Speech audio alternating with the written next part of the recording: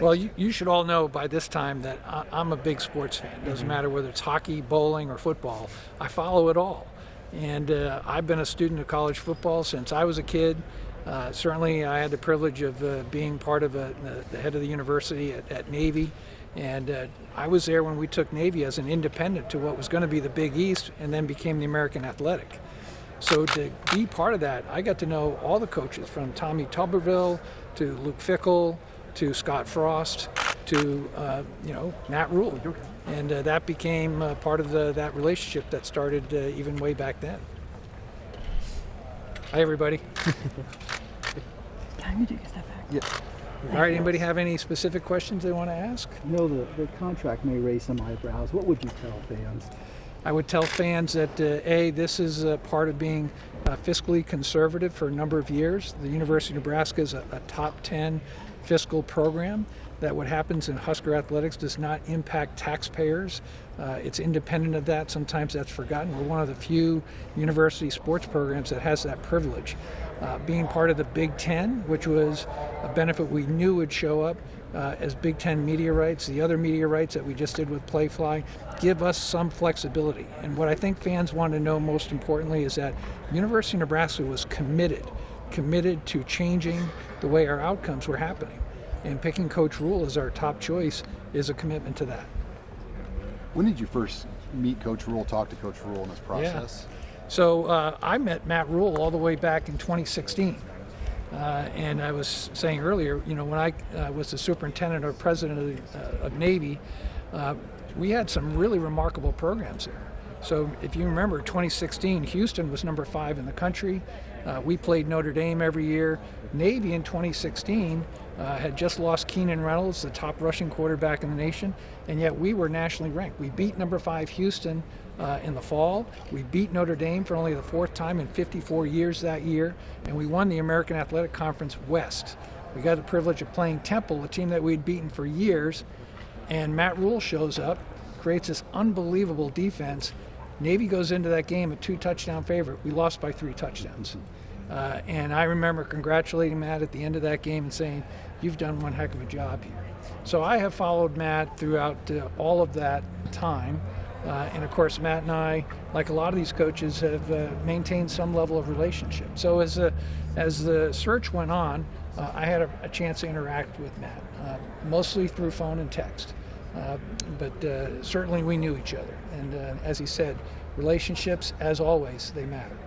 What is it about Matt Rhule that embodies what this university and its football program stands for? I know you all listened to him today. I was blown away, as I hope you all were. The man is authentic. He is sincere. He's going to bring a culture of toughness to this program. We're going to win the line of scrimmage, which will lead to winning football games. What impressed you about the search as it went on? Well, I can't compliment Trev Alberts enough. And when we talk about alignment, from Trev to the chancellor to the president to our board of regents, all of us were in agreement in the process. And the process involved analytics, not leaving any possibilities out there. Trev interviewed, as he's mentioned, many coaches. And what I will say is Matt Rhule was our number 1 choice. We had many other good choices.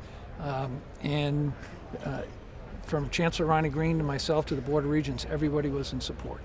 What was your level of involvement? I'm sorry if I've been asked this, I just walked in. Yeah. What was your level of involvement in this search? Well, I was kept appraised by Trev. It's not my full interview process to own, that's Trev's.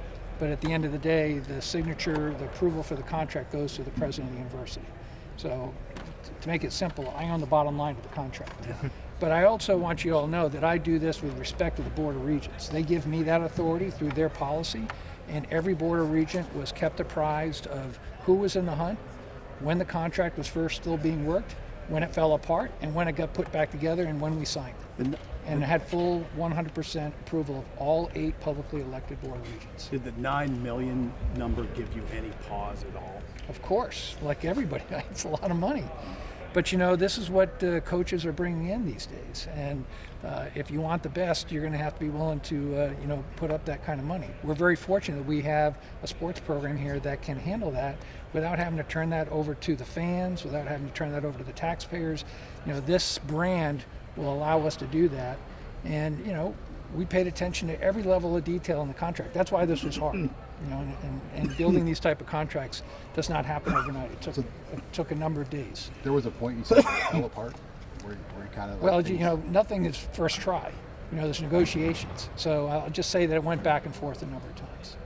The 90%. There's some fans that go, hey, we've been down this route before paying coaches Yeah. that aren't coaching for us.